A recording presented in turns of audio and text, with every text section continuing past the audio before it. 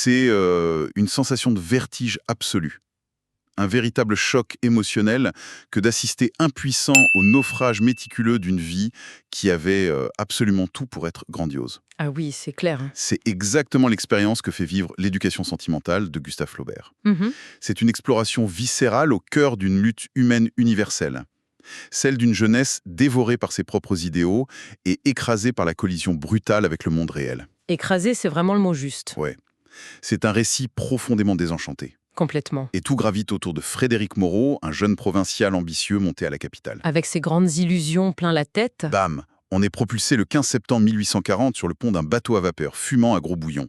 On est encerclé par le vacarme des marins, quand soudain le temps s'arrête face à une apparition éblouissante. Le fameux instant décisif. Voilà. Et voici l'histoire vertigineuse d'un homme qui a toutes les cartes en main pour conquérir le monde, la jeunesse, l'héritage, le charme, et qui va avec une précision chirurgicale organiser sa propre défaite à force de ne jamais choisir. C'est fascinant à observer. C'est tout de même insensé de s'infliger un tel destin, n'est-ce pas, Viviane? Totalement irrationnel. Et l'enjeu dépasse de loin un simple cœur brisé. C'est l'âme même de cet homme qui se disloque en écho terrifiant avec une France qui s'embrase et bascule dans le sang des révolutions de 1848. Il y a cette immense tragédie de l'inaction. On a tellement l'habitude des histoires où les héros se battent bec et ongle contre le destin, où ils forgent leur propre chemin. Comme des héros balsaciens, par exemple. Exactement. Mais ici, c'est tout l'inverse. Flaubert nous livre le triomphe absolu de la passivité. L'histoire d'une vie qui ne s'étend pas dans une grande explosion héroïque, mais qui s'use, qui s'effrite inexorablement au contact de la réalité sociale. C'est lent et douloureux. Ouais, c'est un miroir tendu non seulement à la génération du 19e siècle, mais aussi à toute personne ayant un jour préféré le confort douillet du fantasme à la rudesse de l'action réelle. Bon, décortiquons ça. Parce que tout commence par ce que ressemble au summum absolu du romantisme. La rencontre parfaite. Voilà. Mais en réalité, ça va s'avérer être un poison à diffusion lente. Faut vraiment s'imaginer la scène sur ce bateau, la ville de Montereau. Au milieu du bruit. C'est ça. Il y a le chaos, la fumée noire, les passagers qui se bousculent avec leur mal. Un décor hyper banal, en fait. Hyper banal. Et au milieu de ce tintamarre assourdissant, Frédéric lève les yeux. Et là, bam, le choc thermique. La vision de Madame Arnoux. Ce qui est fascinant ici, c'est l'anatomie de cet effondrement intime par l'idéalisation. Flaubert n'écrit pas juste qu'il la remarque ou qu'il la trouve jolie. Non, les mots sont forts. Il écrit noir sur blanc, ce fut comme une apparition. Exactement. Ce n'est pas un simple regard échangé, c'est une illumination quasi mystique. Frédéric est littéralement pétrifié sur le pont du bateau. Pétrifié, c'est le terme. Et son obsession prend une ampleur qui confine presque au malaise, je trouve. Il veut pas simplement l'aborder ou la séduire, il veut posséder la moindre parcelle de son existence. Il veut connaître les meubles de sa chambre, les gens qu'elle fréquente, son passé, la plus petite de ses robes. C'est un amour absolu instantané qu'il foudroie. Et il faut bien comprendre pourquoi cet amour précis est un piège redoutable. Frédéric plaque une vision purement romanesque, presque divine, sur une réalité qui est au fond tout ce qu'il y a de plus bourgeoise et prosaïque. Elle a rien d'une héroïne tragique enfermée dans un donjon, c'est ça qui est frappant. Mais totalement. Madame Arnoux est l'épouse de Jacques Arnaud, un marchand d'art et éditeur un peu vulgaire, spéculateur, volage. Pas vraiment le prince charmant. Non, et plus encore, elle est mère de famille. Elle incarne une figure maternelle extrêmement forte, honnête, ancrée dans la réalité quotidienne. Et c'est justement cette idéalisation extrême qui condamne notre protagoniste à la paralysie totale. Parce que passer à l'acte, ce serait admettre qu'elle est humaine, en fin de compte. Hein. C'est exactement cela. L'amour qu'il lui porte est tellement écrasant, tellement sanctifié dans son esprit, qu'il le fige. Tenter de la séduire physiquement signifierait ramener cette déesse à une dimension charnelle et donc la salir. Intouchable, quoi. Ouais, alors il préfère fantasmer sa vie amoureuse dans sa tête plutôt que de la vivre concrètement. C'est un peu l'équivalent au 19e siècle de la paralysie de l'analyse d'aujourd'hui, non? Ou de ces relations purement virtuelles où on passe des mois à scruter la vie d'une personne en ligne, à s'imaginer un futur parfait tout en repoussant sans cesse le moment de se rencontrer en vrai. Par peur que la réalité ne soit décevante. Exactement. La comparaison est très pertinente. C'est l'illusion d'une relation. Et ça a un effet domino dévastateur sur le reste de son existence. Cette passion purement contemplative le rend gauche, complètement inadapté socialement. Il perd complètement pied. Ses ambitions de départ qui étaient grandes fondent comme neige au soleil. Il rate ses examens de droit, il s'ennuie profondément, il s'isole. L'idéal dévore le réel petit à petit. C'est d'une tristesse folle quand on y pense. On le voit littéralement renoncer à sa propre vie pour graviter autour d'elle comme un satellite autour d'un astre lointain et inatteignable. Mais la nature a horreur du vide. C'est là que ça devient vraiment intéressant. Comme il est incapable de concrétiser quoi que ce soit avec Madame Arnoux, il va chercher à combler ce vide béant. Il va se mettre à tisser une véritable toile d'araignée avec d'autres femmes. Une toile dans laquelle il finit d'ailleurs par s'engluer lui-même. Absolument. La galerie de personnages féminins est incroyable. Chacune représente une échappatoire, une tentation complètement différente. D'abord, il y a Rosanette, Surnommée la maréchale. la courtisane par excellence. Ouais, elle est libre, extravagante, avec des désirs presque instinctifs, animaux. Elle est l'exact opposé de Madame Arnaud. Accessible, très charnelle et profondément chaotique. Puis à l'autre extrémité du spectre social, on trouve Madame d'Ambreuse. La glace après le feu, Ouais, l'aristocrate froide. Elle, c'est la manipulation pure, la distance, calculatrice. le pouvoir quoi. C'est ça. Elle détient la clé du pouvoir politique et financier dans le tout Paris. C'est la grande bourgeoisie d'affaires dans toute sa dureté implacable. Et il ne faut pas oublier la province. Ah oui, loin de l'agitation parisienne, il y a Louise Roch. La jeune voisine innocente, presque sauvage à ses débuts, qui nourrit pour Frédéric un amour d'une pureté absolue, sans l'ombre d'un calcul mondain. C'est captivant de le voir essayer de jongler avec toutes ces existences parallèles. Il saute d'une sphère sociale à l'autre en se montant à lui-même en permanence. On lit ça avec un mélange de fascination et de consternation, en se demandant à quel moment tout ce château de cartes va s'effondrer. Si l'on relie cela à la vue d'ensemble, on s'aperçoit que ces femmes ne sont pas des simples intrigues secondaires pour faire avancer l'action. Elles sont les véritables instruments de son éducation. Une éducation à l'envers, presque. C'est ça. Une éducation par l'échec, par l'usure et la compromission. À travers ces différentes sphères féminines, le récit cartographie avec une précision chirurgicale toute la société de l'époque. Et Frédéric se perd complètement là-dedans. Complètement. Dans sa quête perpétuelle d'un substitut à son amour impossible, il devient fuyant. Il ment, il triche, il trahit ses propres idéaux de jeunesse. C'est pathétique. Il perd sa pureté romantique pour sombrer dans une sorte de cynisme mondain de façade. Mais le pire, c'est qu'il n'en tire même pas une réelle satisfaction. Ça culmine dans cette scène qui est d'un raffinement psychologique presque insoutenable. Frédéric a fini par louer une garçonnière secrète. Oh oui, cette scène. Il a dépensé des fortunes, il a rempli cet appartement de fleurs rares, il a tout préparé minutieusement pour y consumer enfin, après des années d'attente, son grand amour avec Madame Arnoux. Le décor parfait, pour l'instant parfait. Sauf qu'elle ne vient pas. Elle ne vient pas, et la raison est déchirante. Elle veille son petit garçon gravement malade du croup. L'enfant lutte contre la mort toute la nuit. Une tension terrible. Et lorsqu'il finit par cracher la fausse membrane et guérir par miracle, Madame Arnoux y voit un signe direct de Dieu, un avertissement divin lui ordonnant de mettre un terme définitif à cette tentation adultère. Et pendant ce temps, Frédéric l'attend. Abandonné, rongé par un dépit atroce, par l'humiliation, il va commettre l'acte le plus destructeur et le plus mesquin qui soit. C'est l'ultime crise de colère enfantine. Il va chercher Rosanette, la courtisane, et il l'emmène dans ce nid d'amour préparé pour une autre.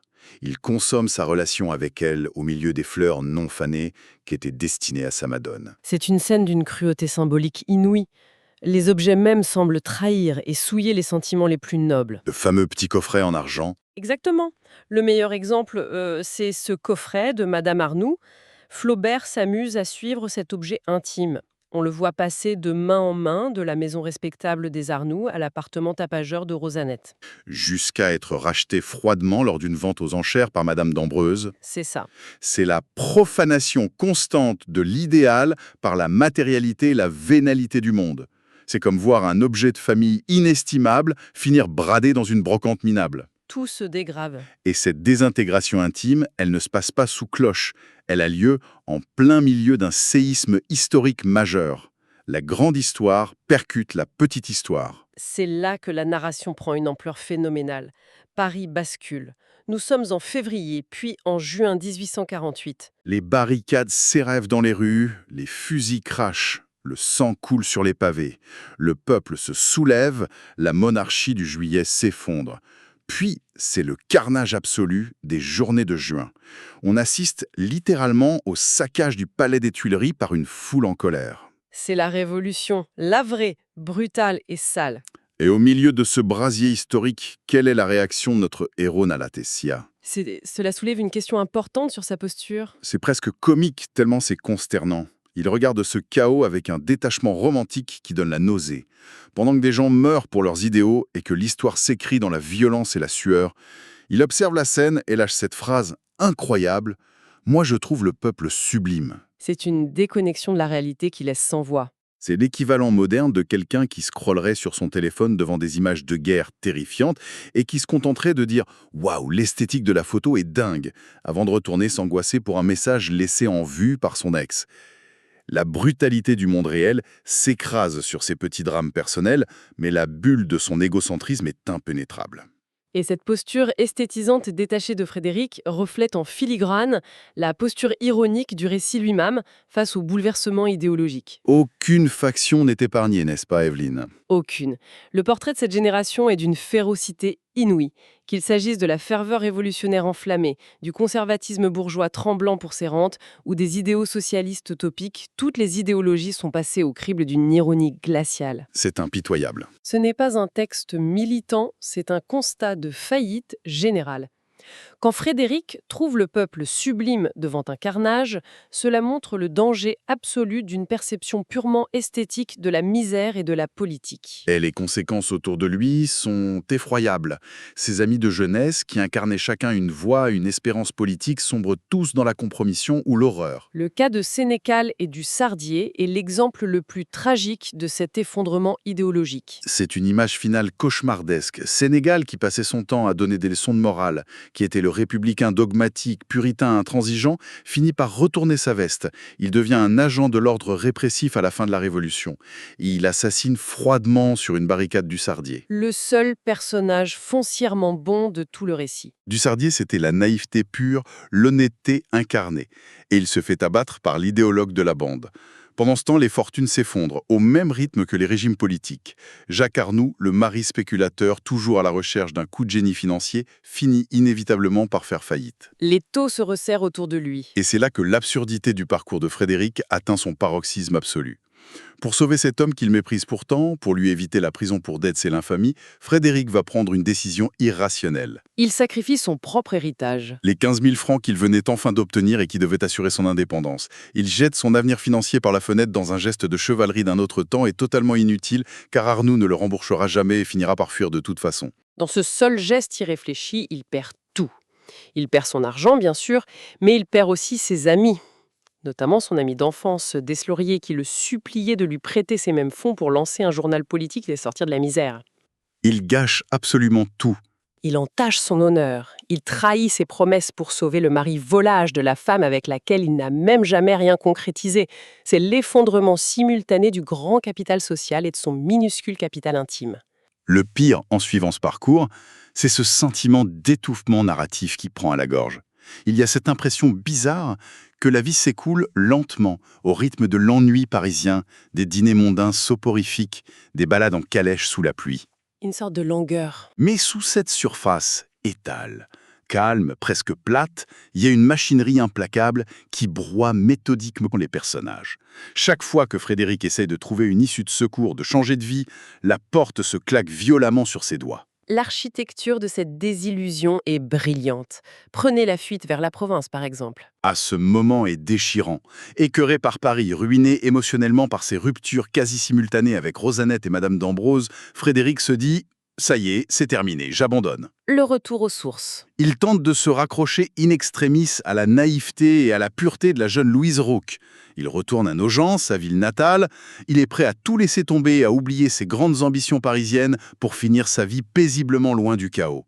C'est son ultime espoir de rédemption par une vie simple. Et la synchronisation à cet instant précis est d'une ironie mordante. Il arrive sur la place de Nogent exactement au moment où les cloches de l'église sonnent à toute volée.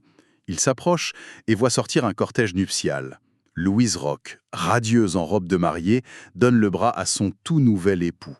Et qui est cet époux? Deslauriers, son propre meilleur ami. Celui-là même qui n'arrêtait pas de lui reprocher sa passivité et son indécision. Le coup de grâce est phénoménal. C'est ici que l'on perçoit toute la cruauté de la construction géométrique de cette œuvre.